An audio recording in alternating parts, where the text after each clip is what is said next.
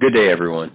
I am Blake Shumate, and I've been in the shipping industry for, I guess, closing in on 17 years now. And currently, I am the general manager for American Global Logistics. My role is it's to buffer the services between our customers, our sales, our operations, and our IT staff. Now, I'll tell you that 10 years ago, my job was solely focused on customer service and operations. Whereas today, I'm overwhelmingly on the IT side of the business. Now, that may sound a bit strange, but that's also in line with what I want to talk about today, which is, my predictions in terms of commoditization of our industry. So let's go back before we kind of get into the future. So through the late 90s, and I'll say the 90s and the early 2000s, customer service is a pretty big component of the logistics market. Landing accounts and finding good long-term partnerships, it was really the focus of sales, and it really, kind of wasn't that hard to do at that time. Now, the pricing provided by the MVOs, during this decade or so, was really based on service levels. So, and what we have seen is some changes over the last 5 years. We have seen this market change pretty dramatically. Now importers and exporters, they're less concerned about the service that they were focused on, a decade ago, and they're much more concerned about pricing. The driving factors behind these elements is pretty simple.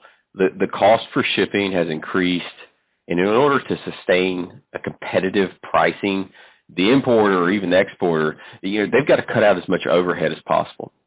For a client whose inventory is heavily supported by imports or exports, logistics is likely to be one of the top, if not the top, expenditure. Ergo, we're kind of seeing this mentality of find the lowest cost because anyone can move freight. So how does this mentality shape our future? The reality is that we're only going to see our industry become more and more commoditized over the next 5 or even 10 years. Think about it. So we have seen carriers consolidate their global offices into just single points of contact, and they've, totally taken the assembly line mentality and applied that to, how they're going to manage their own customers. And today, or this coming year, we're actually seeing how some carriers are going to merge. And, they're going to work to streamline their vessel services just so that they can continually commoditize their own services. So this is basically a sign that the carriers are supporting this outlook. Therefore, if we want to change this bleak future, we need to do one of a couple things. So, A, we could consolidate our own organizations as MVOs and become as pass-through as possible. If we did this would help us to cut our own labor costs. And, if we drive down our own labor costs, then, margins may be more sustainable.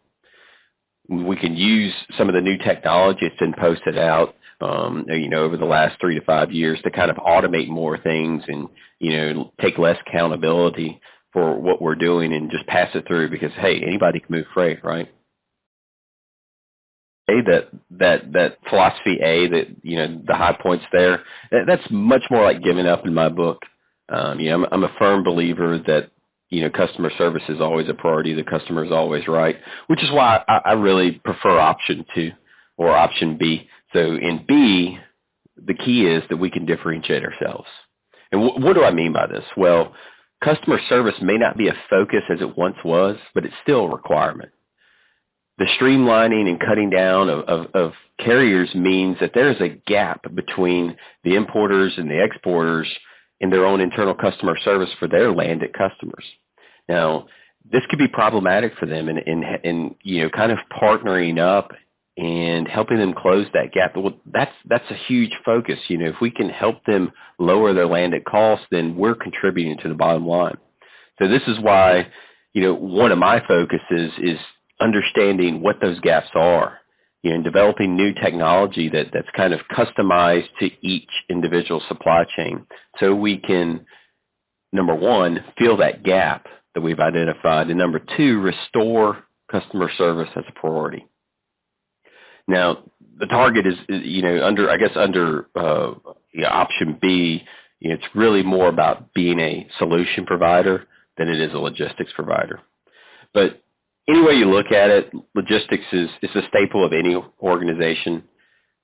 And it's the stronger the logistics is, it really plays into their cost and their way they service their end customers. So it's a significant advantage for any industry or any company to compete in their own industry competitively. So we basically have a choice. We either play no part, we help drive down costs, and help commoditize ourselves because anyone can move freight, or we define ourselves as creating a role that will impact customers. It will help them reduce their costs. It will help them restore customer service even to their end customers. So,